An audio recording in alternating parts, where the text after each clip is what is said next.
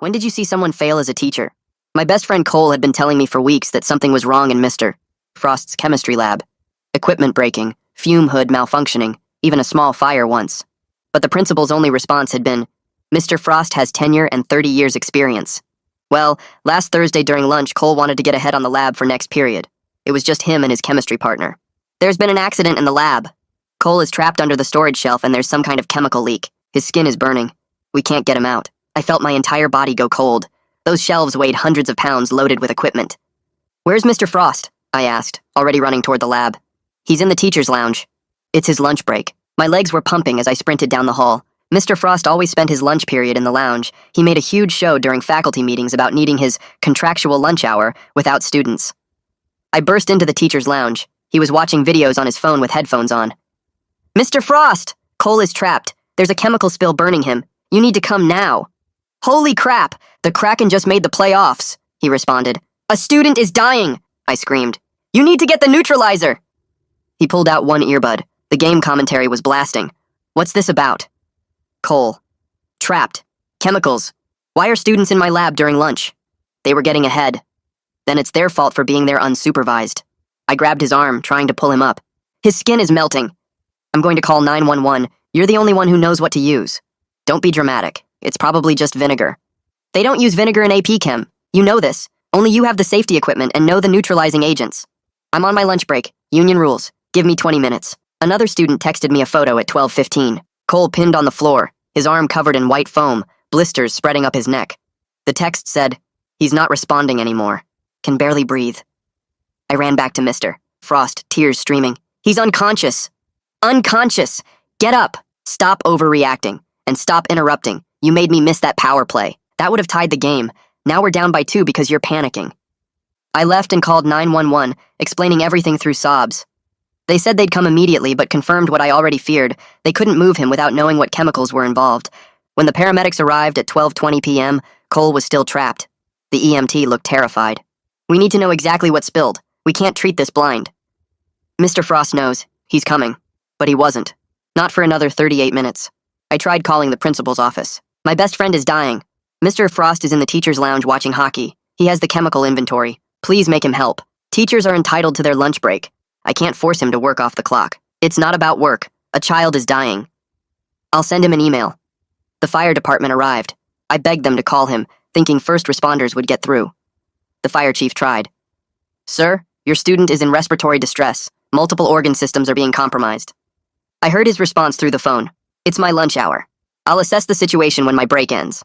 When Mr. Frost finally wandered into the lab at 12:58 p.m., his coffee mug in hand, still wearing his Kraken jersey, Cole was already being intubated. He glanced at the spilled chemicals like it was nothing. Oh, that's just concentrated sulfuric acid mixed with the sodium hypochlorite. Though you should know, your hysteria made me miss the entire overtime. I couldn't speak. Our friend was having seizures. The doctor had just explained his lungs were functioning at 30%. Mr. Frost turned to the EMT, not even looking at Cole on the stretcher. This is because the shelf was defective, right? Structural failure? Sir, this is because he didn't receive proper treatment for over 40 minutes during a life-threatening situation. Mr. Frost's face went dark. He spun toward me. You should have made sure students weren't in my lab during lunch.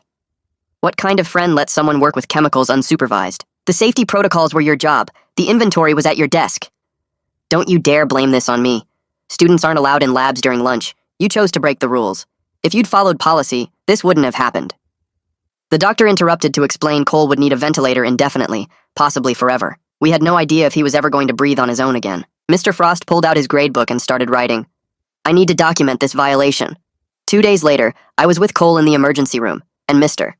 Frost was teaching when I got the news. Cole's lungs failed. He didn't make it. I cried so hard I couldn't see straight, and over the next 24 hours I left over 65 messages with the school, but Frost didn't even visit once. I remember that's when I stopped crying. Not because I wasn't shattered, I was. And not because my world wasn't destroyed, it absolutely was. But because I knew I had to destroy everyone who didn't help, and I was about to show them exactly how far a grieving friend is willing to go. That first night after leaving the hospital, I couldn't sleep, so I opened my laptop and started typing everything down. My fingers were shaking, but I forced myself to keep going, recording every single word Mr. Frost said about that hockey game, how he complained about missing the power play while Cole was dying. I typed the exact times, 12:15 when I got the photo of Cole on the floor, 12:20 when the paramedics arrived, 12:58 when Mr. Frost finally showed up with his coffee. I wrote down how the principal said she couldn't force him to work off the clock, and how she'd send him an email while a student was having seizures. The rage burning in my chest kept me focused when the grief tried to pull me under, and I saved the document in 3 different places on my computer, emailed it to myself, and printed 2 copies. Around dawn, my phone finally died from all the typing, so I plugged it in and texted Cole's chemistry partner, asking him to write down everything he saw before anyone at the school told him what to remember. Within an hour, he sent back 3 pages describing how the shelf fell, the chemical smell that made his eyes burn, how Cole kept asking where Mr. Frost was and saying his skin was on fire. He wrote about trying to lift the shelf, but it was too heavy, how the white foam spread across Cole's arm, how Cole stopped talking after about 10 minutes. I saved his account in multiple places too, making sure nothing could get lost or deleted. That afternoon, Cole's parents called me, their voices broken and quiet, asking if I could explain what happened during those 40 minutes when Mr. Frost wouldn't help. I drove to their house with my printed timeline and sat at their kitchen table while they read it, watching Cole's dad's face turn hard as stone when he got to the part about the hockey game. His mom kept wiping her eyes and asking if this was real, if a teacher really let her son die for a lunch break, and all I could do was show them the timestamps and the photo from 12:15. They made copies of everything, and Cole's dad said he was going to make some calls. Monday morning, I walked into the principal's office with my stack of printed evidence, but she barely looked up from her computer when I came in. She said the district was already conducting an internal review and I should let them handle it, that they had procedures for these situations. When I told her about Mr. Frost watching hockey while Cole was dying, she said Mr. Frost was on his contractual break, and the union agreement was very clear about protected lunch periods. I left the papers on her desk anyway, and walked out when she started talking about how students weren't supposed to be in labs unsupervised. That afternoon, I was sitting outside school when a guy approached me and introduced himself as Griffin Snyder from the local paper. He said he'd heard about a student death and some kind of delayed response, and he wanted to know if I could tell him more about what happened. I handed him a copy of my timeline and watched his eyes get wider as he read about the 40-minute delay, taking notes and asking me to confirm the times again. He said this was going to be a major story and asked if Cole's parents would talk to him. The next day, Cole's parents got a call from someone named Maya Coleman, who said she was a civil attorney who specialized in institutional negligence cases. She'd read Griffin's initial article online and thought there might be a strong case for wrongful death based on the deliberate indifference shown by the school. Cole's parents asked me to come meet with her at their house to share everything I knew, so I brought my laptop with all the documentation. The school assigned a counselor named Viola Presley to provide grief support for students affected by what happened. She seemed nice enough at first, asking how I was sleeping and if I was eating, but she kept steering our conversation away from what Mr. Frost did and toward processing the stages of loss. When I tried to talk about the 40 minutes of waiting, she'd redirect to breathing exercises or ask about happy memories with Cole. After our second session, I realized she'd been told to keep us from getting angry, to make us accept what happened instead of fighting back. That weekend, I spent hours creating a master document with every text, photo, timestamp, and piece of evidence from that day. Maya had told us the school would try to muddy the timeline, claim things happened differently, so we needed bulletproof documentation of every single detail. My laptop turned into Command Central with folders for medical records, witness statements, photos, and official communications. I barely ate or slept, just kept organizing and backing up files. Tuesday morning, I was walking to class when I passed Mr. Frost in the hallway, and he actually smirked at me. He said Cole shouldn't have been in the lab unsupervised, that students who break rules have to accept consequences. I pulled out my phone and started recording as he kept talking, saying it was a shame, but rules exist for a reason. My fists clenched so hard my nails cut into my palms, but I kept the phone steady, getting his casual dismissal of a dead student recorded forever. Friday night, Cole's parents organized a vigil in the school parking lot, and half the town showed up with candles and flowers. Students got up and shared stories about other times Mr. Frost had ignored safety problems, like when the fume hood wasn't working but he made them do the lab anyway, or when a student got a chemical burn and he said to just run water on it. Parents started asking hard questions about why nothing was done before someone died, and I could see the principal watching from her office window on the second floor, probably already calling the district lawyers. Saturday morning, I checked Griffin's article online and scrolled down to the comments section, even though I knew I shouldn't. Someone claiming to be a teacher wrote that students who break rules have to accept what happens to them. Another comment said Cole knew the risks of being in the lab without permission. My stomach turned as I read comment after comment, blaming my dead best friend for his own death. One person even wrote that Mr. Frost was just following union rules and couldn't be expected to work during lunch. I threw my phone across the room and it cracked against the wall. Monday after school, I was shoving books in my locker when Kellen Woods walked up holding a thick folder. He said he'd been sending emails about the broken fume hood for 2 months before Cole died. He opened the folder and showed me printed copies of every email he'd sent to the principal and her responses. Each one said, Mr. Frost had checked the equipment and assured them everything was safe. The dates went back to early September with photos showing the hood not working properly. Kellen said he kept everything because his dad told him to always document safety problems. We went to the library and made copies of everything, then added them to the growing evidence file on my laptop. That Wednesday, the district sent out an announcement that they were bringing in an independent investigator to review what happened. They promised complete transparency and said the investigator would interview everyone involved. But when I looked up her name online, I found 3 other cases where she'd cleared school districts of any wrongdoing after student injuries. Cole's parents called Maya right away, and I could hear the worry in their voices over the phone. Maya said this was typical damage control, and we needed to stay focused on building our case. 2 days later, I got a call to deliver our evidence to the investigator's temporary office in the district building. I burned everything onto a USB drive and made 3 backup copies just in case. The investigator was a woman in her 50s with cold eyes who took the drive without looking at me. She said she'd review everything objectively and make recommendations based on facts. Her assistant was already sorting through stacks of documents that looked brand new with fresh printer smell. I noticed they all had district letterhead and dates from after Cole died. The following Monday, I had my weekly session with Viola Presley in the counseling office. She started asking if my anger was maybe stopping me from healing properly. She kept trying to make it sound like I was investigating to avoid dealing with grief. I told her that holding people accountable wasn't revenge, and that Cole deserved justice for what happened to him. She wrote something in her notebook and said we should focus on breathing exercises instead of dwelling on blame. I left early and didn't schedule another appointment. That afternoon, Griffin called to say he'd filed Freedom of Information requests for all maintenance records for the chemistry lab going back 5 years. The district responded saying they needed time to review thousands of pages for student privacy concerns. Maya laughed when I told her and said this was standard stalling tactics that districts always used. She'd already filed her own legal requests that they couldn't ignore as easily. Thursday night was the safety committee meeting at the school, and Cole's parents asked me to come. The district lawyer spent the whole time talking about how Cole was in the lab without permission. He kept saying policy violations led to tragic consequences and that students need to follow rules. Parents started yelling at the board members about victim blaming, and one mom stood up asking why broken equipment wasn't fixed. The board president kept banging his gavel trying to restore order, while the lawyer repeated that unauthorized access was the primary factor. I recorded the whole thing on my phone, while Cole's mom cried quietly next to me. 2 days later, Griffin's second article came out with quotes from 3 other students about problems in the chemistry lab. One student described getting burned when the fume hood didn't work, and another talked about chemicals stored wrong. The district's PR person released a statement within hours, calling the article sensationalized and defending their excellent safety record.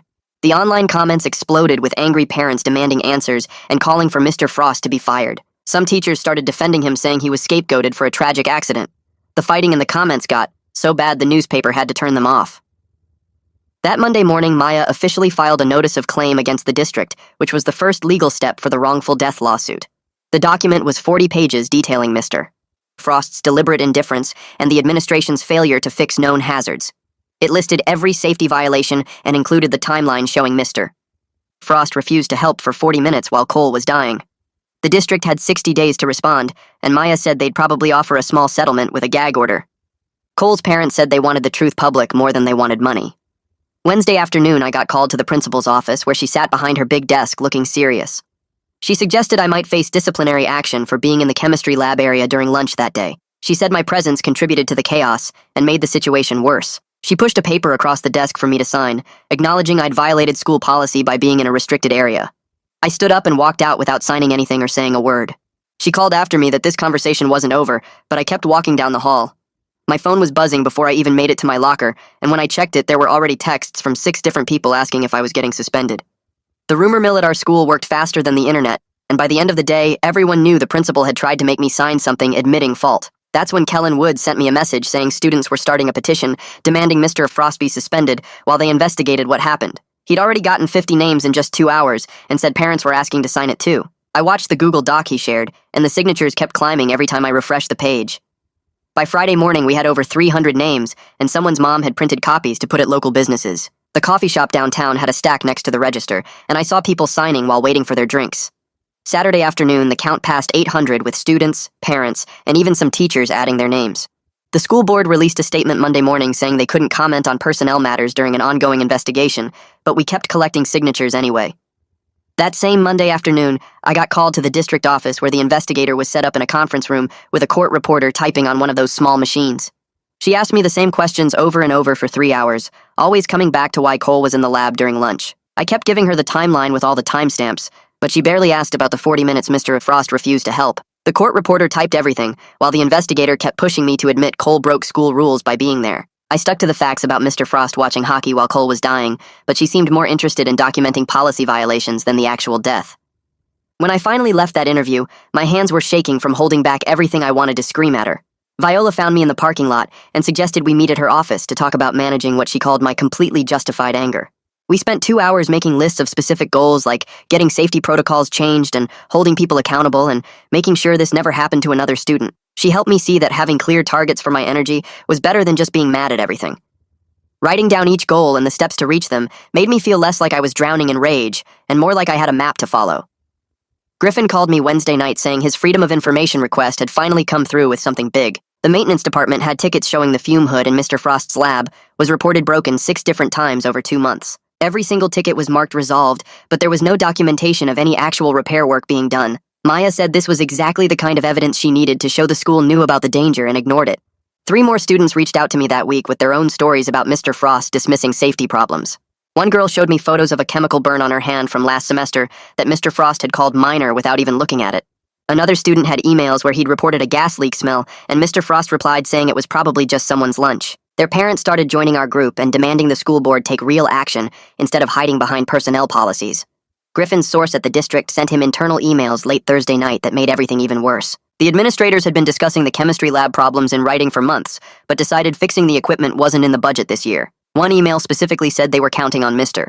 Frost's 30 years of experience to manage the risks without spending money on repairs. Maya called it deliberate indifference and said it showed they knew students were in danger and chose to save money instead. Friday morning, a certified letter arrived at my house from the teachers' union lawyers, warning me about harassment of their member, Mr. Frost.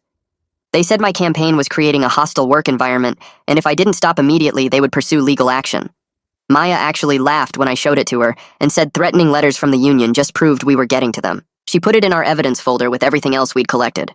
I decided to visit the hospital that weekend and found myself standing in the same corridor where I'd last seen Cole alive. The smell of disinfectant mixed with that chemical smell from his clothes that day hit me all at once. The beeping from the machines in other rooms sounded exactly the same as when they were trying to save him.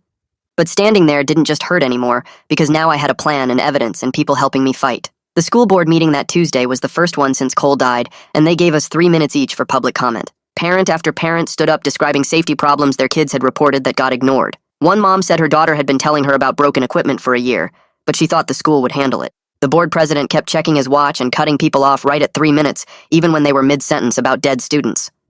When it was my turn, I used every second to list the maintenance tickets and emails and Mr. Frost's 40-minute delay while Cole burned. The board members stared at their phones or shuffled papers instead of looking at any of us speaking. 2 days later, Roland Guerrero from the State Safety Agency finished his inspection of the chemistry lab, and his preliminary report was damning. He found multiple violations, including improper chemical storage and broken safety equipment and missing emergency protocols. The worst part was where he wrote that proper emergency response within the first 10 minutes could have prevented the fatal outcome. Cole's mom broke down sobbing when she heard that, because it confirmed what we all knew, but nobody wanted to say out loud. The next morning, my phone buzzed with 17 texts from different people, all sending me the same link to a leaked PDF that someone had posted on the school's unofficial Facebook page. The district investigator's draft report was 43 pages of pure rage fuel. Page after page kept calling Cole's lab access unauthorized and in violation of established protocols, while Mr. Frost's 40-minute delay got exactly 2 sentences buried on page 37, describing it as a secondary contributing factor that merits additional safety training. The recommendation section didn't even mention firing or suspending him, just suggested the district should clarify lunch hour emergency response protocols and provide refresher training on chemical safety procedures. I screenshot every single page before the district's IT department could pull it down, but they were too late because parents were already sharing it everywhere, and the comment section turned into a war zone with over 300 posts in the first hour. My English teacher pulled me aside after second period and whispered that she was sorry about everything happening, but then my chemistry substitute teacher made a point of telling the whole class that students who break safety rules endanger everyone. Walking through the halls felt different now, with some teachers giving me supportive nods, while others turned away, or suddenly found their phones super interesting when I passed. My grades started tanking because I couldn't focus on anything except checking my phone for updates about the investigation, and I failed a calculus test I hadn't even studied for. The principal called me into her office that Thursday and sat me down with the counselor to suggest that maybe I'd benefit from completing my coursework at home through their distance learning program, since the situation was clearly affecting my academic performance. Friday morning, over 200 students gathered at the main entrance before first period holding signs that said things like 40 minutes equals murder and hockey games over human lives and refusing to move until Mr. Frost got suspended. The principal tried to get everyone to disperse, and when that didn't work, she actually called the police. But the 2 officers who showed up took one look at the peaceful protest and told her they weren't going to arrest kids for sitting on the school property during school hours.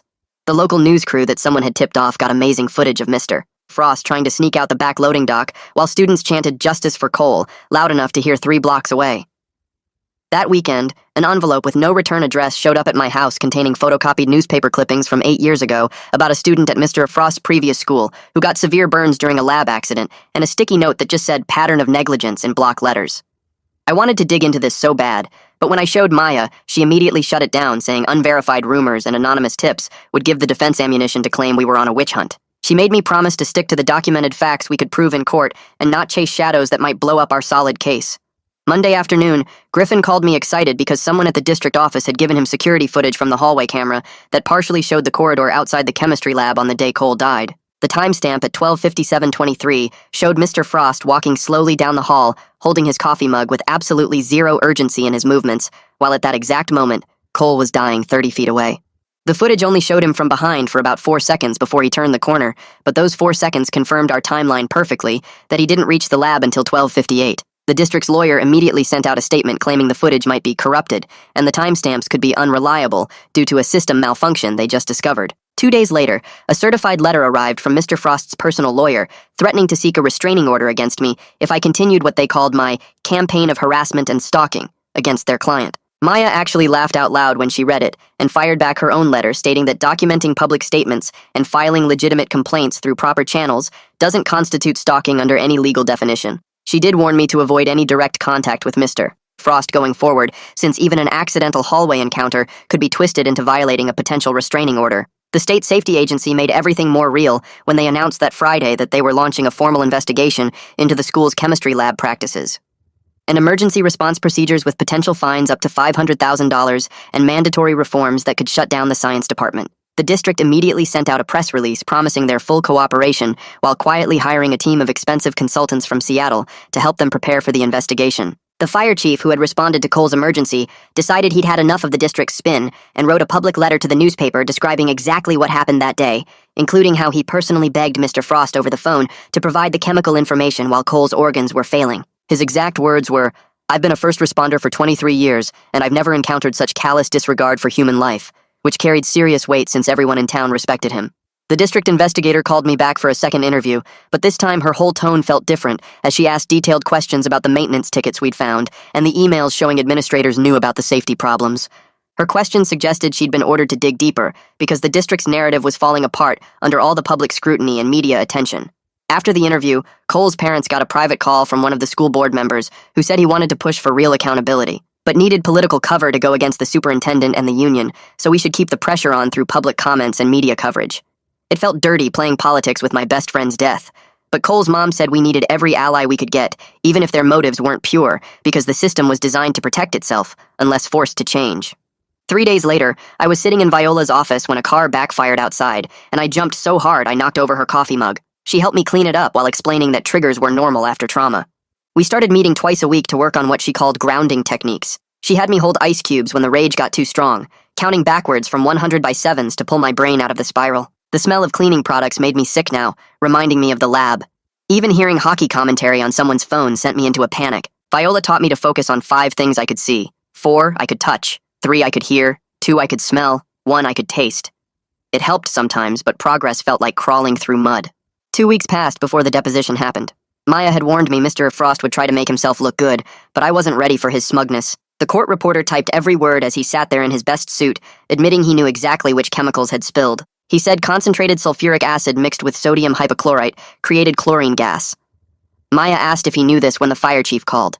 He said yes. She asked if he still refused to help. He said it was his lunch break and union rules protected that time. She asked what he was watching. He said the Kraken overtime.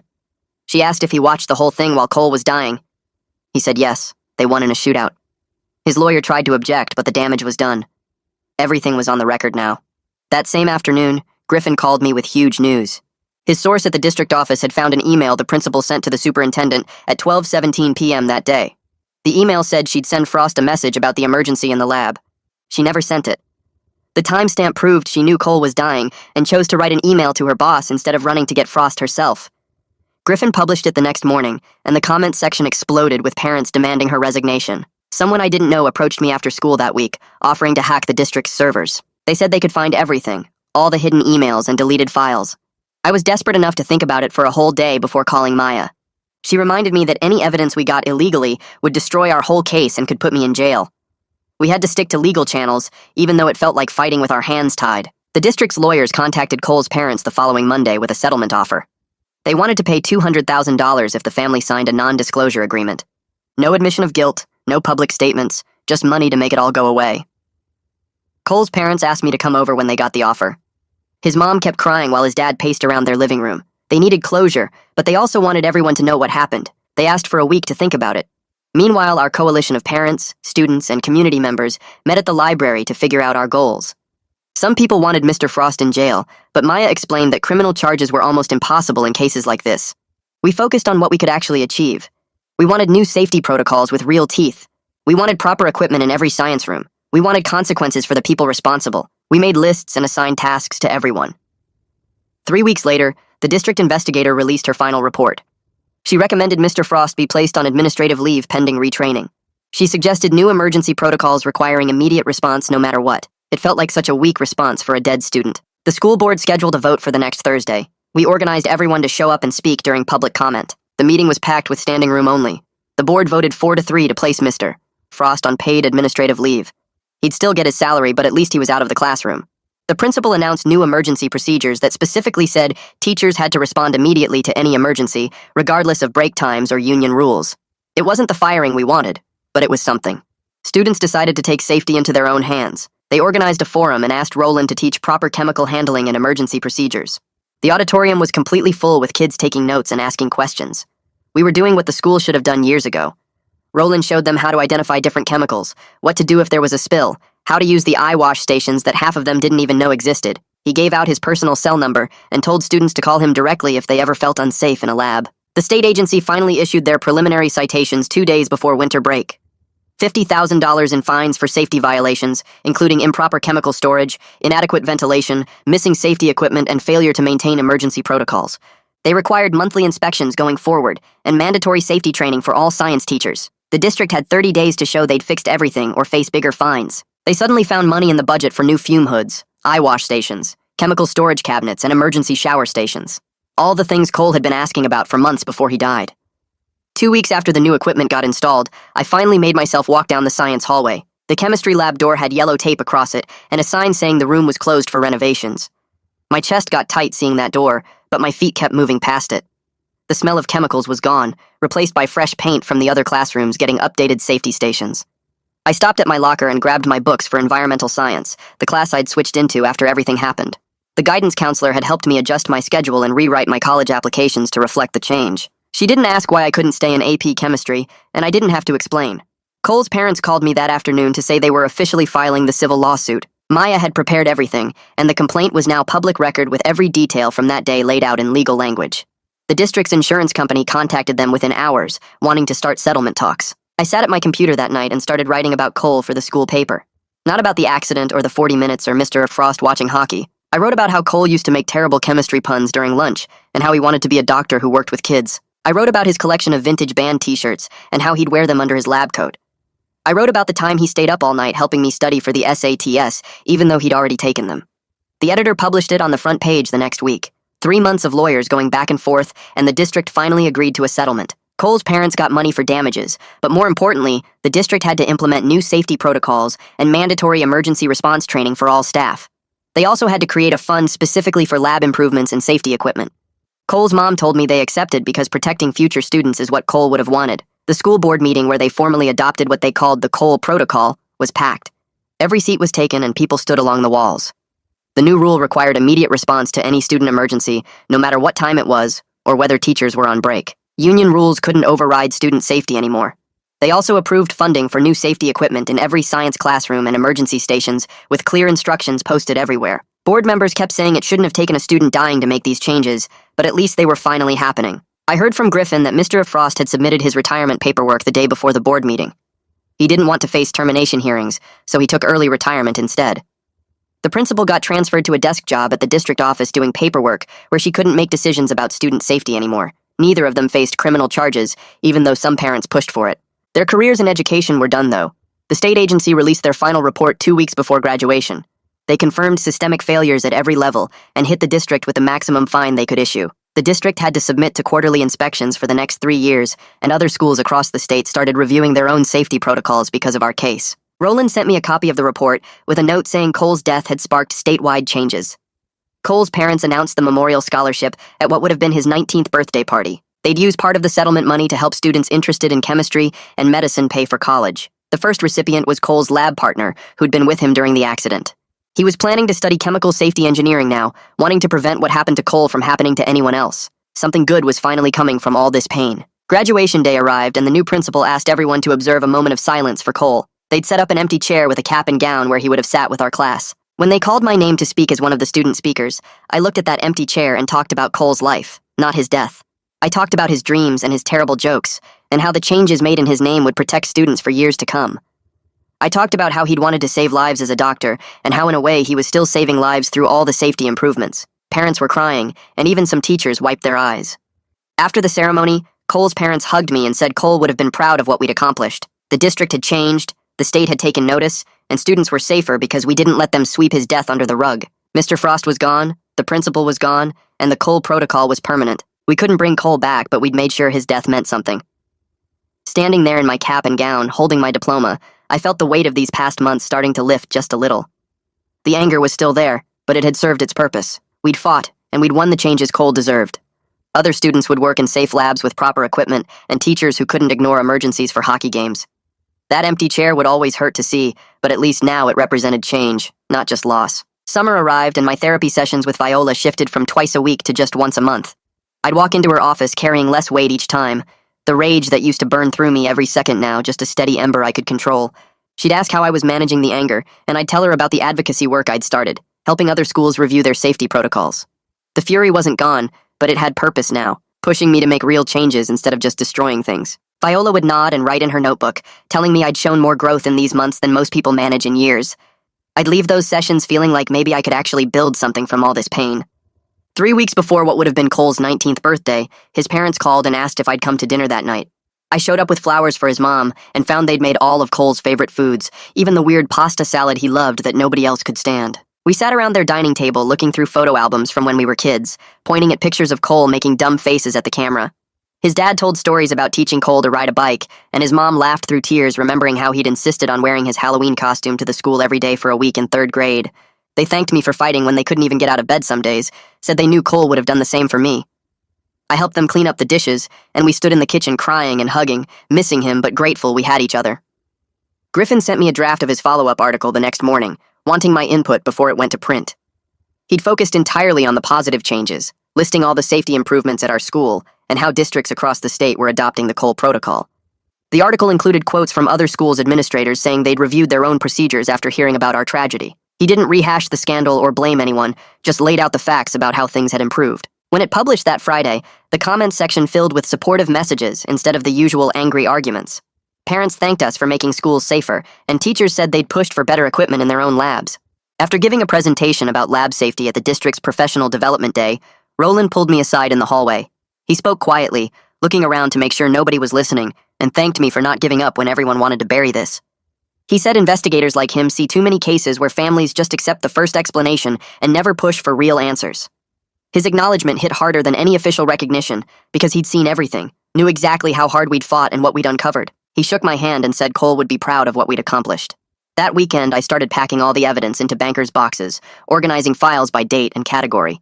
The photo from 12/15, the timeline I'd written that first night, Griffin's articles, the state inspection reports, everything went into labeled folders. Maya had told me to keep it all just in case something came up later, though we both knew the main fight was done.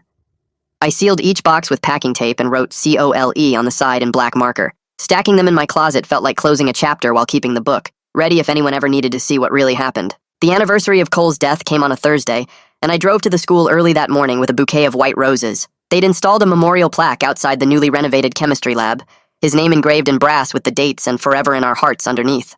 Other students had already left flowers and notes, some from kids who didn't even know him but wanted to show respect.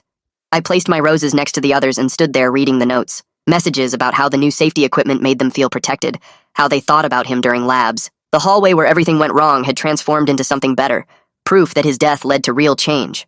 My college acceptance letters had been sitting on my desk for weeks. but I finally made my decision that night.